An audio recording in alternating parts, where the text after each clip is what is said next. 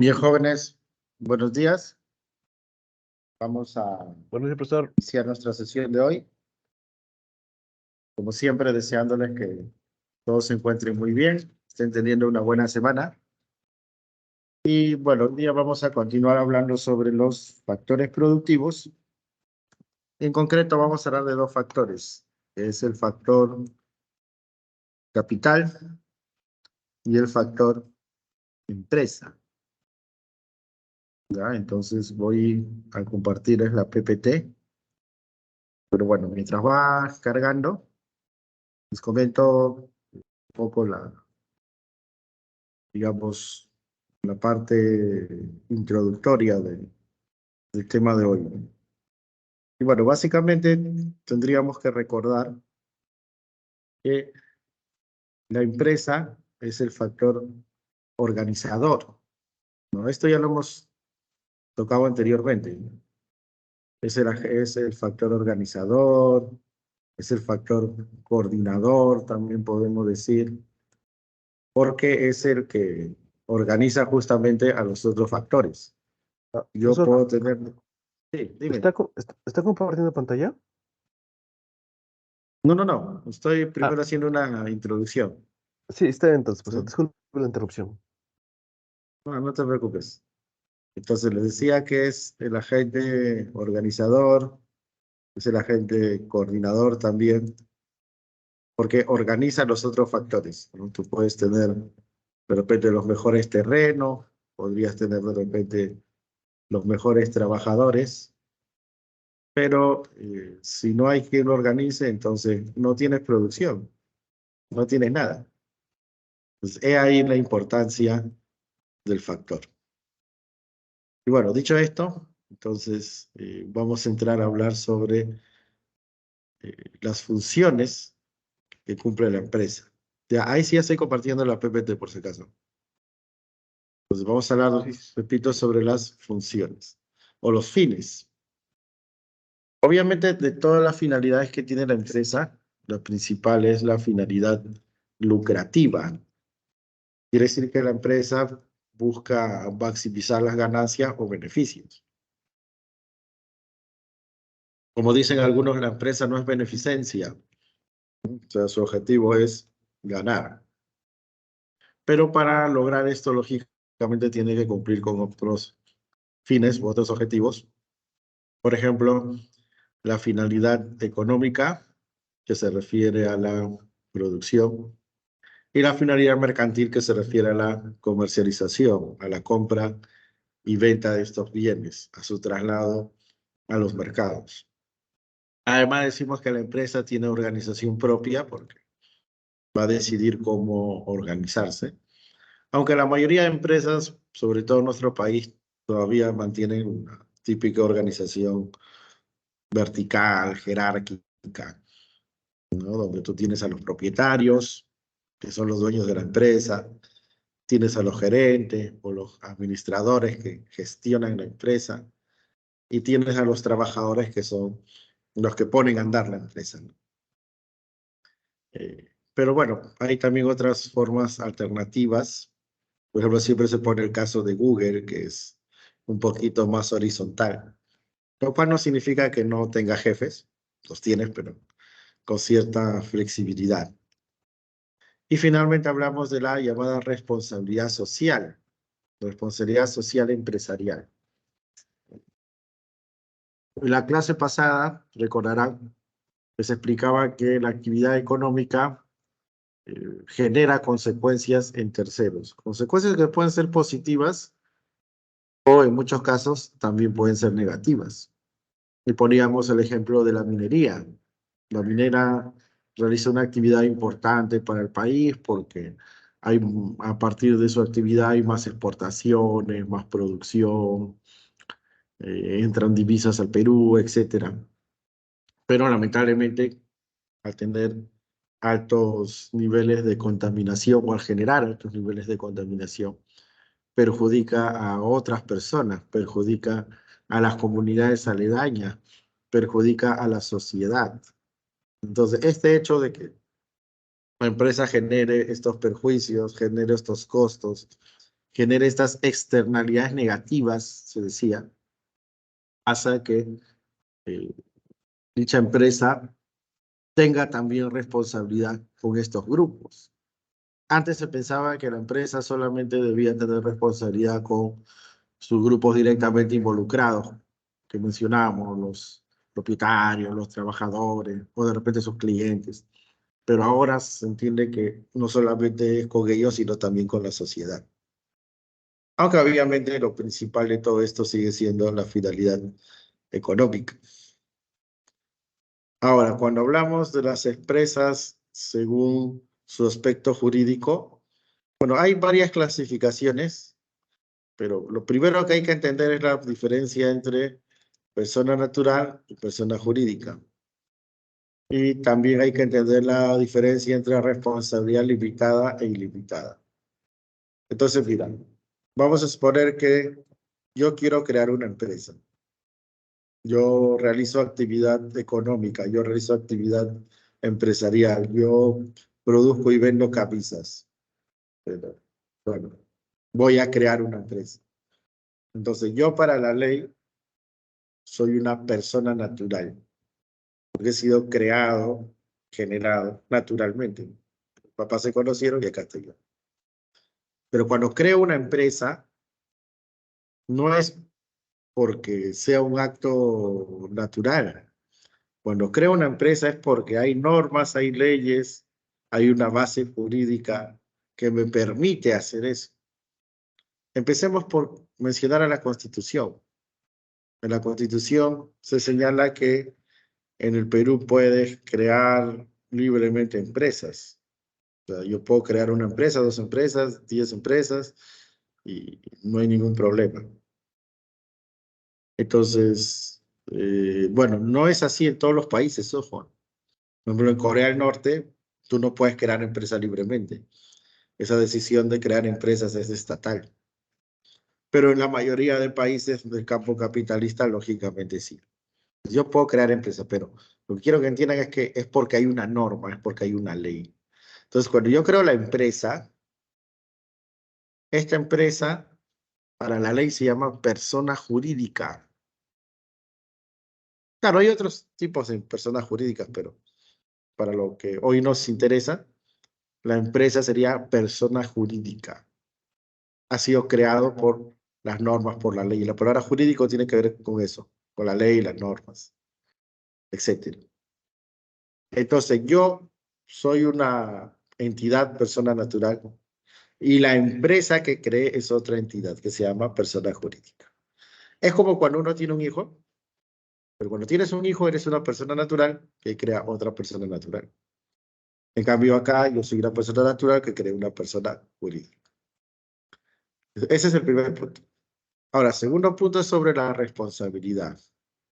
¿Qué pasa si se saca un préstamo a nombre de la empresa para comprar maquinarias? Ya vamos a suponer que el préstamo es de 100.000. Y de repente la empresa no tuvo muchas ganancias y solamente de esa deuda pudo pagar 40.000. Entonces, de los 100.000 pagaron 40.000. Entonces, los otros 60.000, ¿a quién se los cobran? ¿Me los cobran a mí? ¿O buscan la manera de cobrárselos a la empresa? ¿Qué dicen ustedes? ¿Me lo cobran a mí porque soy el propietario, porque soy el dueño, porque soy el fundador? ¿O se lo tendrían que cobrar a la empresa? A ver, ¿qué dicen ustedes? Solo la empresa. Claro, solo a la empresa, porque yo soy una entidad y la empresa es otra entidad. Es como que yo tuviera un hijo mayor de edad, un hijo adulto, y él se saca un préstamo. Entonces, ¿a quién se lo van a cobrar? ¿A mí? No, pues, se lo tienen que cobrar a él. Es igual, si hay una deuda, se la cobrarán a la empresa, se llevarán las máquinas que compró la empresa, le embargarán sus cuentas bancarias. De repente, pues si tiene el terreno, el local, pasará a manos del banco, etcétera. Esto quiere decir que la empresa tiene responsabilidad limitada, o sea, lo que ocurra, bueno o malo, se limita a la empresa. la responsabilidad no se traslada a los propietarios. Si yo puse dinero para crear la empresa, bueno, eso se perderá. Pero no pueden ir a mi casa a cobrarme, no pueden ir a llevarse mis cosas, no pueden embargar mis cuentas, porque yo soy otra entidad. Entonces, la empresa, la persona jurídica, tiene responsabilidad limitada. Ahora, hay personas que hacen actividad empresarial, pero no crean empresas. Incluso la ley les permite hacer eso, ¿ah? A los negocios pequeños, la ley no les exige que hagan la documentación de crear empresa, les permite operar como persona natural. Pero en ese caso la responsabilidad es ilimitada. Entonces, repito, para la persona jurídica, responsabilidad limitada, pero para los individuos, cuando realizan actividades económicas u otras, la responsabilidad es ilimitada. Ahora, ¿cuáles son esos casos donde hacen actividad empresarial pero sin crear la empresa? Porque, ojo, crear la empresa no es que abro mi local y vendo cosas, ¿no? Crear la empresa es hacer los trámites, inscribirlo en registros públicos, etcétera. Entonces, repito, ¿quiénes son los que sí pueden hacer actividad empresarial sin crear empresa? Son estos que se llaman empresa unipersonal, lo que estás viendo en pantalla, empresa unipersonal. O bueno, la SUNAT también lo llama a esto persona natural con negocio, que generalmente, bueno, a veces son para algunos profesionales, pero generalmente son negocios pequeñitos. El ejemplo típico, las bodeguitas. Por ejemplo, tú vas a comprar mm, unas gaseosas, compras, no sé, 5 gaseosas, hay un cumpleaños en tu casa, 5 gaseosas de 3 litros, y te dan una boleta. Dice, bodega, el baratito, de Juan Pérez. Cuando dice Juan Pérez, hay IRL, SRL, no, dice de Juan Pérez, o sea, el nombre de una persona natural. Eso se llama empresa unipersonal. Ahora, en el caso que crees empresa, que constituyas con todos los requisitos de ley, la empresa, entonces ahí hay varios tipos, ¿no? Dentro de eso tienes, por ejemplo, la EIRL, que significa empresa individual de responsabilidad limitada. Empresa, ya sabes a qué nos referimos. Individual porque tiene un solo propietario. Y de responsabilidad limitada por lo que te acabo de explicar. La responsabilidad no se traslada al propietario. Luego tenemos... bueno, esto de acá son sociedades, son otros tipos de sociedades, ya que también se pueden crear, pero digamos, no son muy utilizadas porque acá sí hay responsabilidad ilimitada, ya como son las sociedades colectivas o las sociedades civiles. Las sociedades civiles normalmente están vinculadas al uso de una profesión o el ejercicio de un oficio, por ejemplo, un estudio de abogados. Pero en estos casos, como te digo, últimamente ya no se suelen usar porque acá sí, acá no están creando propiamente una empresa, ¿no? Por eso la responsabilidad es ilimitada. Pero volviendo a los casos donde se crea empresa, tenías la IRL, dijimos, tenemos la SRL. SRL significa Sociedad de Responsabilidad Limitada, que es básicamente lo mismo que ya expliqué en la IRL, solo que si es sociedad ya no va a ser uno, pues son 2, 3, hasta 20, ¿no? De 2 a 20. Luego tienes la sociedad en comandita, que es una especie de mix, porque tienes un grupo de socios que tienen responsabilidad limitada y otros que tienen responsabilidad ilimitada. A ver, en una empresa o en una sociedad en comandita, unos ponen el trabajo y otros ponen el capital. Unos ponen el conocimiento y otros ponen el dinero. Unos ponen su capacidad de hacer las cosas y los otros su capacidad de invertir. Entonces, estos que ponen el trabajo, las ideas, administran la empresa, organizan la empresa, se les llama socios colectivos. mientras que los que ponen el dinero se les llama socios comunitarios. ¿Verdad? Bueno, también se habla de socios industriales y socios capitalistas, ¿no? Pero eso es, digamos, una clasificación que se usaba años atrás. Ahora podríamos decir socios colectivos y socios comunitarios. Pues, ¿cuál es la diferencia? Que los socios comunitarios, los que ponen el capital, esos tienen responsabilidad limitada, que es lo que ya expliqué. Tú pones dinero en la empresa y bueno, punto, ¿no? Si le va mal o le va bien a la empresa, eso es aparte. No afecta a mi propiedad personal. Pero en el caso de los socios colectivos, los que ponen el trabajo, esos sí tienen responsabilidad limitada. Quiere decir que no responden solo con lo que hayan aportado a la empresa, sino con su patrimonio personal, con su propiedad personal. Una combinación. Y finalmente tenemos las sociedades anónimas. Bueno, la diferencia entre las sociedades anónimas y las anteriores es que aquí la propiedad se obtiene a través de acciones. Las acciones son documentos, bueno, son papeles, o eran papeles, ¿no? Que ahora es virtual ya, pero digamos, tradicionalmente eran papeles que me permiten acreditar propiedad. No son títulos valores, se les llama. Ahora tú dirás, profesor, pero en los otros casos yo no puedo adquirir propiedad. O sea, si yo quiero ser parte, por ejemplo, de una SRL o de una sociedad comandita, entonces no lo puedo hacer, no me puedo incorporar. Claro, sí, lo puedes hacer. Puedes asociarte o ser socio, pero tienes que hacer todos unos trámites legales, toda una documentación. Bueno, tienen que haber, digamos, acuerdos de los demás socios, etcétera, ¿no? En cambio, aquí no, acá es más directo. Yo quiero ser parte, por ejemplo, de Microsoft. Yo compro acciones de Microsoft. Yo quiero ser parte de Amazon, igual. Yo quiero ser parte de Tesla, igual, compro acciones de Tesla. Elon Musk, que es el socio fundador de Tesla, ni sabe quién soy yo, nunca me ha visto en su vida, pero yo ya soy su socio. ¿Por qué? Porque compré acciones, es más fácil, más rápido, digamos. Claro que también tienes que contar con una asesoría, o sea, no es que yo voy pues a la puerta de Tesla, toco la puerta y compro acciones, no. Esto se hace en las bolsas de valores. Aunque bueno, en realidad, explicando ya, entrando más en detalle, hay sociedad anónima abierta y sociedad anónima cerrada.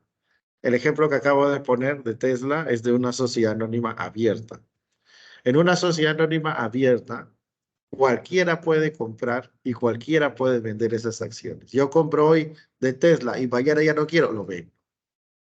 Eso es lo que se hace en la bolsa de valores. En la bolsa de valores, cualquiera que tenga la debida asesoría y que tenga dinero, compra acciones o de repente vende las acciones que compró. En cambio, en una sociedad anónima cerrada, y su mismo nombre lo dice, está restringida, está acotada a un número de personas, que son 20. Ahora, ¿quiénes son esas personas? Son los propietarios actuales. O sea, lo que me refiero es que si yo soy parte de una sociedad anónima cerrada y quiero vender mis acciones, no me voy a la bolsa de valores, no puedo. Si yo soy parte de una sociedad anónima cerrada y quiero vender mi propiedad, mis acciones, estoy obligado a ofrecerlas a los actuales propietarios, a los actuales accionistas, a esos 20. Eso se llama derecho de preferencia. Existe el derecho de preferencia. O sea, quiere decir que ellos tienen la preferencia para comprar, los otros 19. Ya si ninguno de ellos quisiera, y solo con acuerdo de la mayoría, yo podría venderle a terceros. Pero si no, no, pues es cerrada, es acotada.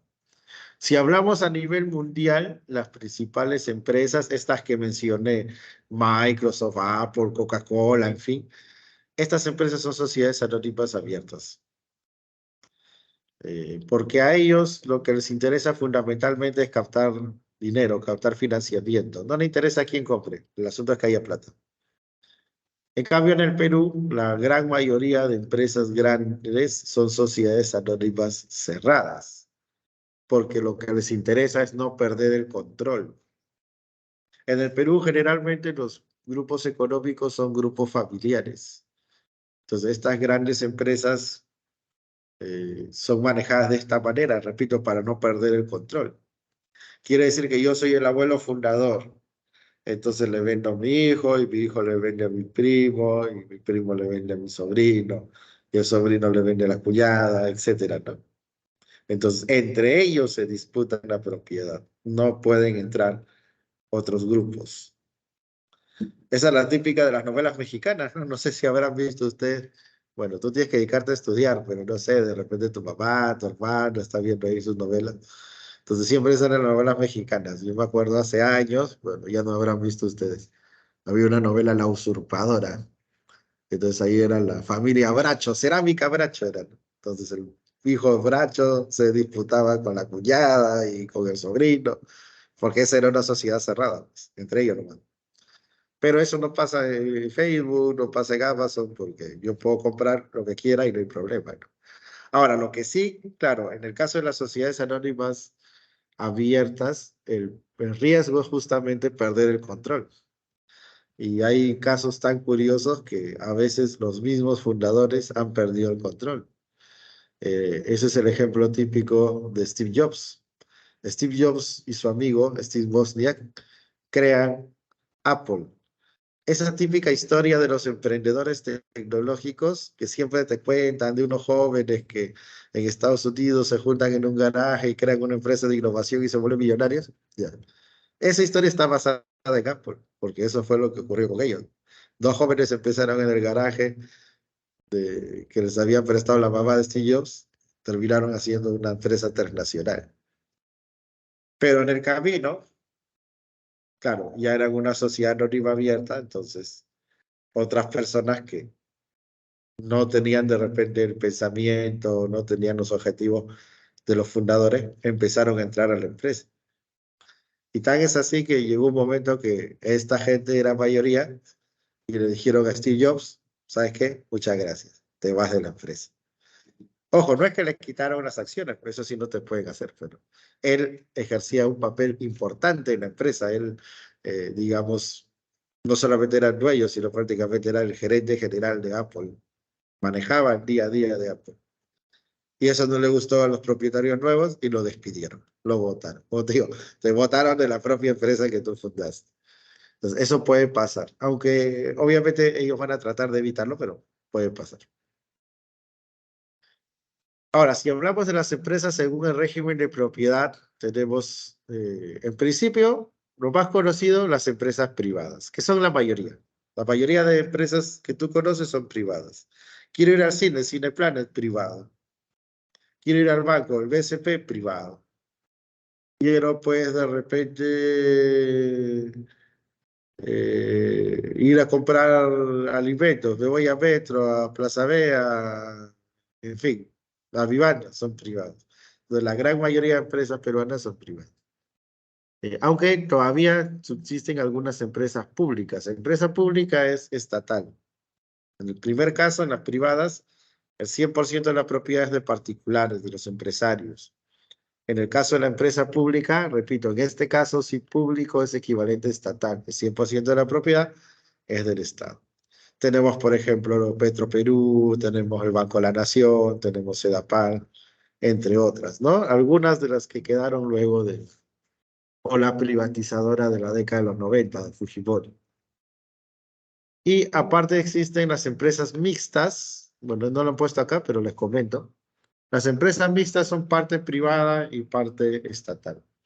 En el Perú prácticamente no hay empresas mixtas, pero podemos tomar el caso, sí, de Bolivia. En Bolivia la empresa del gas no es totalmente estatal. Hay mucha gente que piensa que sí, ¿no? Porque claro, Evo Morales daba sus discursos y decía, por fin el gas será para los bolivianos, pero realmente no es totalmente estatal, es una empresa mixta.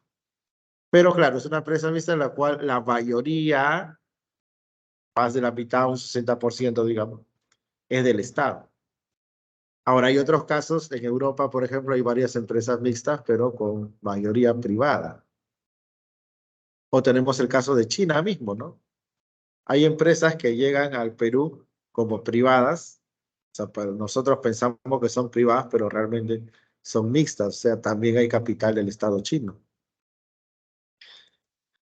Ahora, en el Perú, lo que sí hay es las llamadas APPs, que se llaman Asociación Público-Privada, que es básicamente como una empresa mixta, pero que ya no se constituye permanentemente, sino se constituye para algún proyecto, para alguna actividad en específico. Por ejemplo, la línea del metro de Lima, la línea 1 y ahora la línea 2. Entonces, ahí tú tienes que los intereses coinciden, porque al Estado le conviene que se hagan esas obras para que mejore la red y ya la red de comunicaciones en nuestro país, en este caso en Lima. Y al privado también le conviene porque necesita, va a invertir, ¿no? Va a obtener ganancias. Entonces ellos dos se juntan y sacan estos proyectos adelante. Eso, repito, se llaman las APPs. Aparte tenemos las empresas cooperativas, que también son de particulares. Ojo, las cooperativas no son del Estado. Hay mucha gente que erróneamente piensa eso. No, no. No son del Estado, son de privados. Pero en este caso ya no hablamos de empresarios, sino hablamos de cooperativistas. Y tú dirás, profe, ¿y cuál es la diferencia entre un empresario y un cooperativista? A ver, lo que pasa es que en una empresa privada tradicional, la típica que conocemos, los roles están bien diferenciados. O sea, el grupo de accionistas o propietarios quieren ganar, ¿no? Luego tienen los gerentes que administran la empresa. Luego tienen los trabajadores que, bueno, hacen funcionar la empresa. Y los clientes que reciben los productos de la empresa. Son grupos bien diferenciados. En cambio, en la cooperativa, los cooperativistas juegan todos los roles. ¿A qué me refiero? Que los cooperativistas invierten en la cooperativa, ponen dinero. Los cooperativistas manejan la cooperativa. Los cooperativistas son dueños de la cooperativa, entonces si hay ganancias se benefician. Y en muchos casos también trabajan para la misma cooperativa. Además que son clientes porque los productos, los servicios que ofrece la cooperativa, ellos los utilizan. Un ejemplo típico es la llamada derrama magisterial. Las palabras mutual, derrama, con cooperativas son similares. La derrama magisterial es la cooperativa de los profesores de la escuela pública, de los colegios. Entonces, los profesores no son millonarios, o sea, no tienen la plata para invertir por sí solos, por ejemplo, en un banco, ¿no? No son pues como Dionisio Romero, no son como Carlos Rodríguez Pastor del Interbank, pero son varios, son un montón de profesores. Y como dice el dicho, la unión hace la fuerza. Entonces, ¿qué pasa? Ellos se juntan y cada uno aporta y con ese dinero la cooperativa da préstamos. ¿A quién? A sus mismos miembros, a los cooperativistas, a los profesores. Entonces, el profesor es inversionista, el profesor es propietario, el profesor maneja la cooperativa, el profesor recibe los servicios de la cooperativa, ¿entiendes? El cooperativista juega todos los roles. Y adicionalmente a esto, podemos decir que décadas atrás existía la llamada propiedad social, que era una propiedad básicamente de los trabajadores, a veces de empresarios con trabajadores y en otros casos solo de los trabajadores. Esto existió básicamente en la época del gobierno de Velasco, ¿no? Él sacó leyes que obligaban a las empresas a tener un porcentaje de propiedad en manos de los trabajadores. Y bueno, esto sí remeció los cimientos de una sociedad conservadora como la nuestra, ¿no? Y no me refiero solamente a conservadora en lo social, sino en este caso en lo económico. O sea, en eso, si ahora nomás, imagínate, a los grandes empresarios pues no les gustaría mucho compartir su propiedad con los trabajadores, imagínate que esos tiempos. En esos tiempos existía lo que se llamaba la comunidad industrial. que como te digo, era básicamente una ley que exigía que las empresas compartan su propiedad los empresarios con los trabajadores. Entonces, en los directorios de las empresas, donde siempre veías a los representantes de las grandes familias, los, entre comillas, los grandes apellidos, empezaste a ver, pues, a los trabajadores. Eso mucho no les gustaba. Por eso es que ni bien Velasco deja el poder, lo primerito que hacen es tirarse abajo la comunidad industrial. Porque, digamos, para un sistema capitalista donde los roles están bien definidos, si la idea de las cooperativas ya es un poco transgresora, podríamos decir, imagínate la propiedad social, ¿no? Eso no lo iban a tolerar los grandes grupos.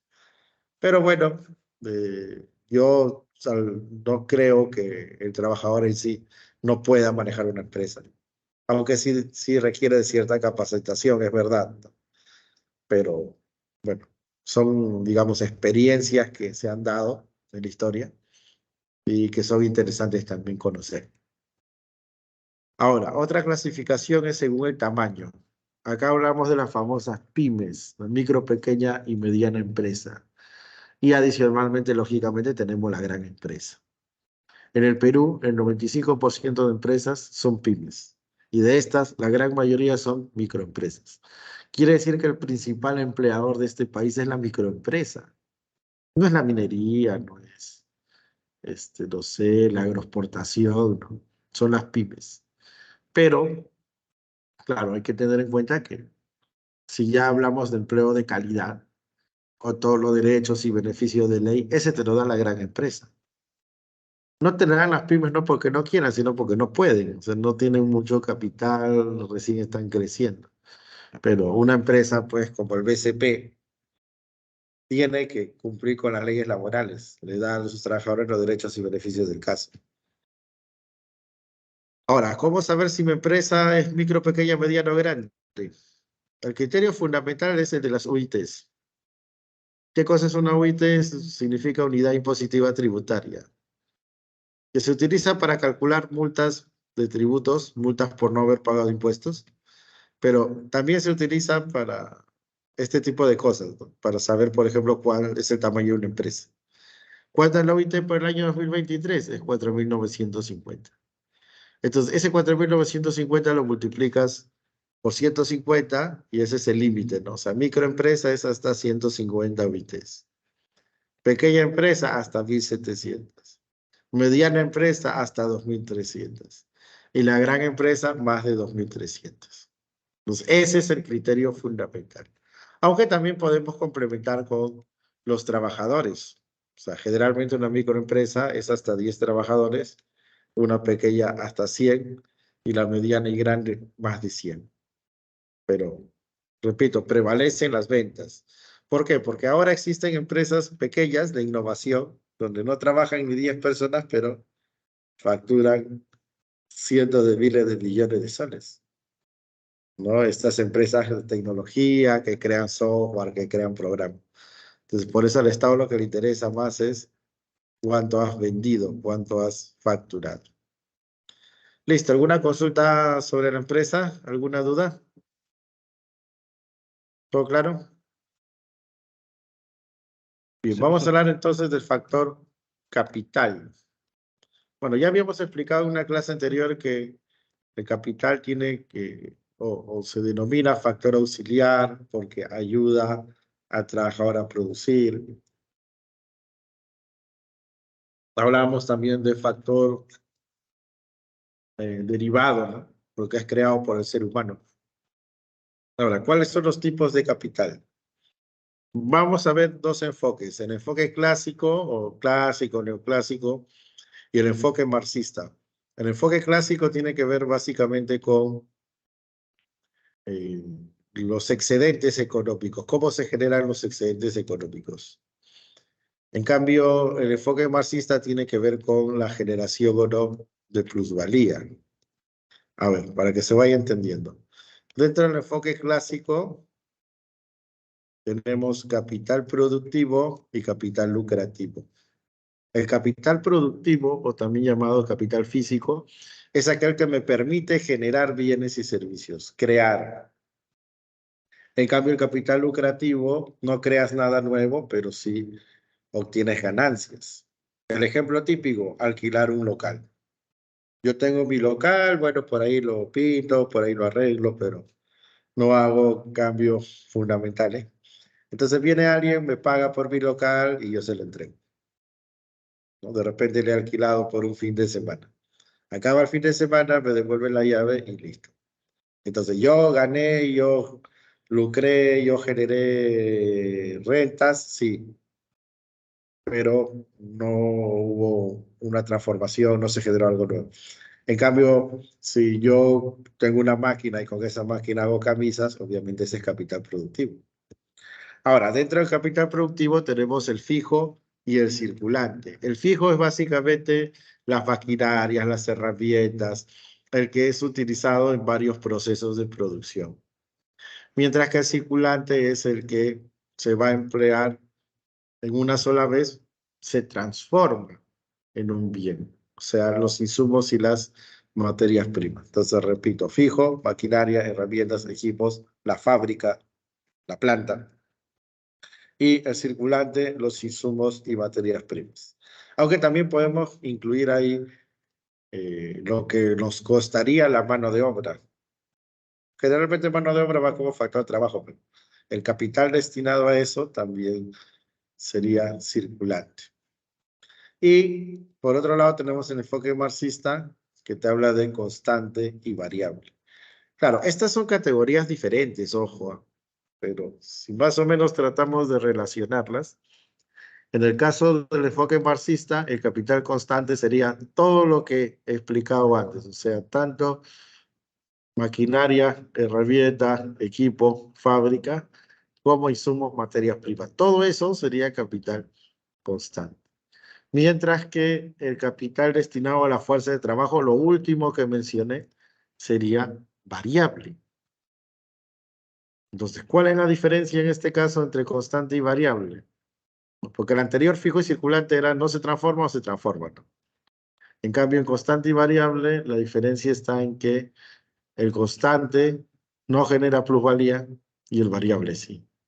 Según el enfoque socialista marxista, solo el trabajo genera valor. Solo los trabajadores, la fuerza de trabajo, que es el término que utilizan los marxistas, solo la fuerza de trabajo es capaz de generar valor. Los bienes no valen más porque hay mejores máquinas, porque no sé, el terreno ha sido mejor tratado, no. Es porque el trabajador le da ese valor. Entonces, el único que puede generar este valor adicional, esta plusvalía, este plusvalor es el trabajador. Entonces, el capital destinado a la fuerza de trabajo es variable. Ese es porque genera plusvalor, el otro no. ¿Hasta ahí alguna consulta? Ahora, adicionalmente tenemos otros tipos de capital, como el capital comercial, que es el que se generó fruto de la negociación, y el capital financiero, que es básicamente el capital que se utiliza para otorgar préstamos. Lógicamente, en estos casos ya estamos hablando de capital en términos de dinero. Antes no, antes hemos hablado de capital como maquinaria, como materias primas, como de repente lo que se destina a los trabajadores. Pero si hablamos propiamente de dinero, acá ya estamos hablando de comercial, bueno, en principio lucrativo, que ya expliqué, comercial y financiero. Ahora, si retrocedemos un poco en el tiempo, ¿cómo se generó el capital financiero? El capital financiero es la unión del capital bancario y el capital industrial. O sea, los bancos prestaban y obtenían ganancias excedentes y las empresas fabricaban, vendían y también obtenían ganancias excedentes. Digamos, cuando el capitalismo recién aparece, es un capitalismo a un nivel nacional. O sea, las empresas producen en su país, venden en su país. Los bancos prestan en su país, cobran en su país. Pero cuando estos capitales quieren expandirse, ya las fronteras nacionales les quedan cortas. O sea, cuando este capital se expande por el mundo, y hablamos de un capital financiero, de lo que conocemos hasta ahora. Un poco lo que hablábamos hace un rato. Yo quiero ser parte de una empresa en Perú. Entonces, ¿qué hacía antes? Buscaba asociarme con ellos. En cambio, ahora yo ya, si quiero ser parte de una empresa en Perú o en el mundo, no hay problema, porque yo acá puedo comprar acciones de Microsoft, o si estuviera en Estados Unidos, puedo comprar acciones de Telefónica del Perú. Bueno, o sea, ya se ha expandido a nivel del mundo y a partir de la globalización con mayor razón. Y bueno, para ir terminando, ¿por qué es conveniente que un país, o bueno, una economía en general, las empresas, los países, acumulen capital? Sobre todo, volviendo un poco al capital en términos de producción. Bueno, primero porque mejora el rendimiento de los recursos. Acá dice de los recursos naturales, pero de los recursos en general. Y esto va de la mano con el tercer punto que dice aumenta la productividad. Que acá dice del trabajo, pero en realidad es de todos los factores. O sea, hay mayor rendimiento y mayor productividad. Pregunta, ¿cómo medíamos la productividad? ¿Alguien se acuerda? La medimos con el producto medio. Por ejemplo, quiero saber la productividad de los trabajadores y al producto medio de trabajo. Entonces, ese producto medio va a aumentar. Con los mismos trabajadores, con las mismas máquinas, con los mismos terrenos, ahora vas a producir más. Y en el ideal, con menos vas a producir más. Luego tenemos que incrementar las ganancias empresariales. Claro, porque más producción va a ser más ingresos, más ventas, pero también va a ser menos costos. Entonces va a aumentar la ganancia. Además que reduce el esfuerzo humano. Lo que antes hacían 5 personas y una máquina, ahora lo hacen de repente 3 personas y 2 máquinas. Entonces, en general, permite incrementar la productividad y por ende mejorar el nivel de vida de una sociedad. Bien, ¿alguna consulta sobre esto último? Y bueno, estas son las claves de la semana. ¿Ya? Igual no se olvide que cualquier consulta, estamos los días viernes de 5 a 7 para las consultas académicas, o también lo pueden formular en la siguiente clase. ¿Sí? O sea, alguien creo que había alzado la mano.